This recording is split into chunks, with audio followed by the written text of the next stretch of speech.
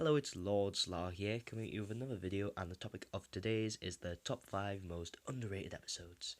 So with a show like Doctor Who, there's bound to be a few episodes which get overlooked because there's well over 200 stories, possibly more than 250, I'm not sure at this point. I've lost count. Not that I was counting to begin with, but oh well. And it's really a shame because there's a lot of episodes which I absolutely love and they don't quite get the appreciation they deserve, to be honest. So today I'm going to count down the top 5 most underrated. There isn't going to be many from New Who, mainly because I don't think New Who gets that underrated. Mainly because it's the current thing. That usually gets a lot more hype, and on top of it, a lot of people who watch New Who haven't seen the classic series. So hence that's going to mean a lot more of the classic episodes get ignored. But oh well, let's get on to the video. So at number 5 we have the War Machines. So this is an episode that's really considered bad by many people, but nobody really says, "Oh, the War Machines, that's a good story." Whereas I would like to argue it is actually very good. Um, I don't know, it just kind of works. It has this whole self-aware computer thing going on, which today might seem, oh well, that's been done to death for like Skynet and all that. But back then, that was really inventive because that hadn't really been done much before. And Wotan is really creepy, just the way he speaks, the way it's just all these computers just sitting there, and the way he hypnotizes people, and the way they like have that overworked kind of glare about them. It's creepy, and you kind of see it, and you're like, I don't want to become a slave to the machines, because it just creeps me out, and especially when Anneke Wills, who plays Polly, acts it in the warehouse, like she pulls it off perfectly. It's just like, oof, I don't want to become that. I mean, I don't know. She can do a good menacing stare. Don't know what it is about it, but oh well. The rest of the episode's pretty good as well. Not just like Wotan. The War Machines are pretty fun, and also it's kind of this introduction to the third Doctor era style stories where the Doctor's working with the army to kind of defeat this Earth-based menace. And yeah, it's a really fun story, and I don't know why people don't like it, and that's why it comes in at number 5. So at number 4 we have Battlefield, which is often considered the odd one out of season 26 because most of them are kind of like dark and mysterious, whereas this is more campy like the rest of the McCoy era. And I personally don't think that's a bad thing because Greatest Show on the Galaxy was excellent, which is another really underrated episode, but not quite as underrated as this because one is not quite as good and they're about as underrated as each other in just of terms of how much people don't like them. But it's still a really good story. I don't know what it is about it. I know it's a bit silly because we're like a parallel universe where the Doctor is Merlin and the King Arthur legends are true. Yeah, sure, it's silly, but it's done well. At first, it starts off kind of like not taking itself too seriously, which allows you to kind of get into the story. And once you're hooked, it then just starts doing it seriously, and it works really well. It's really enjoyable, and just all the characters are memorable. The story's written well, and McCoy's acting is on fleek. And to be honest, I think it's probably his best acting in the entire show.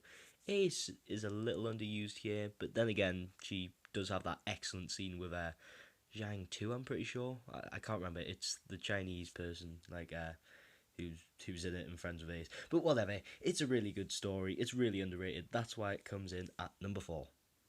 So at number 3 we have Marco Polo. So a lot of people are going to say, this isn't underrated, Dylan.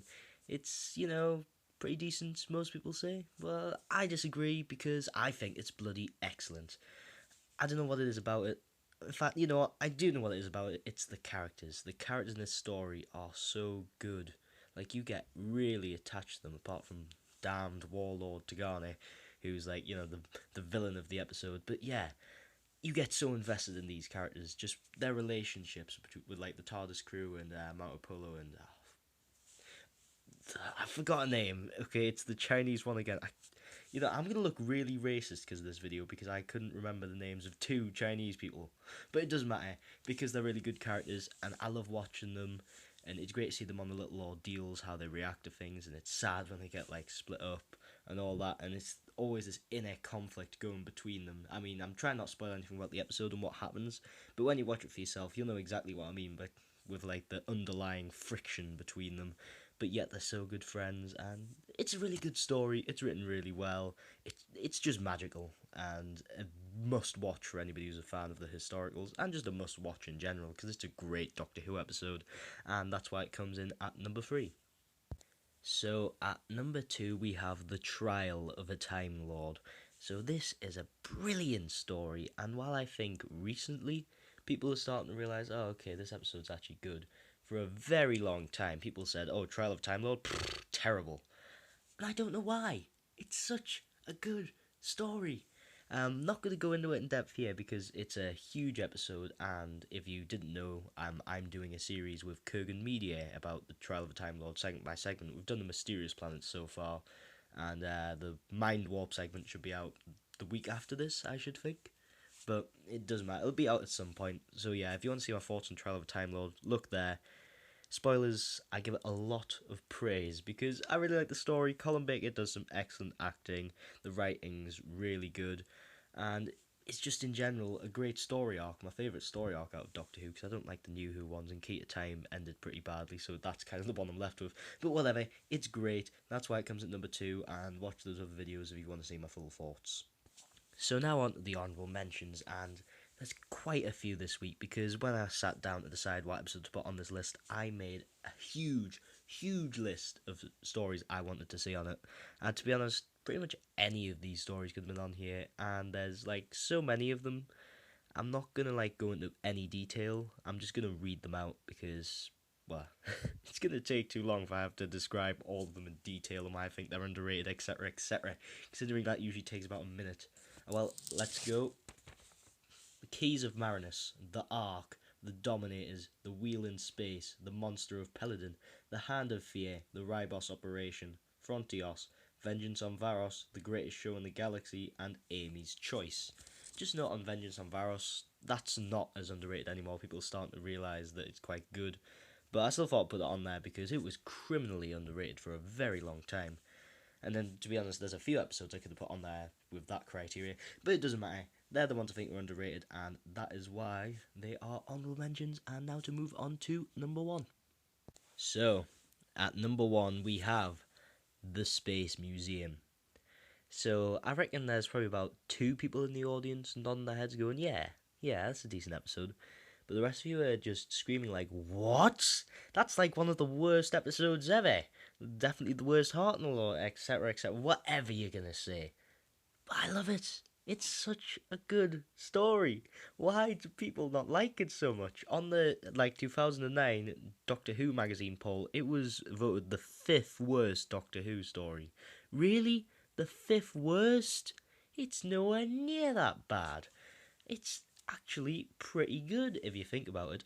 I mean, sure, episodes 3 and 4, they're decent. Not the most amazing thing ever, but they're still pretty enjoyable. But episode 1, it poses so many brilliant ideas, and it's really compelling, and it really gets you into it. In episode 2, it follows up those ideas, but what it mostly does is it be fucking hilarious. Like, I was actually laughing out loud at some of the moments in it because it's just a really nicely written story, and it's very enjoyable, and a great lead into the chase as well.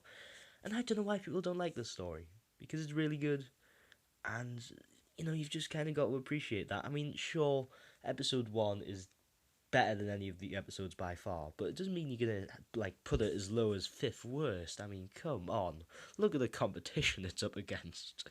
But anyway, that is my top 5 underrated stories. I hope you enjoyed, and I'll see you back next time in another video.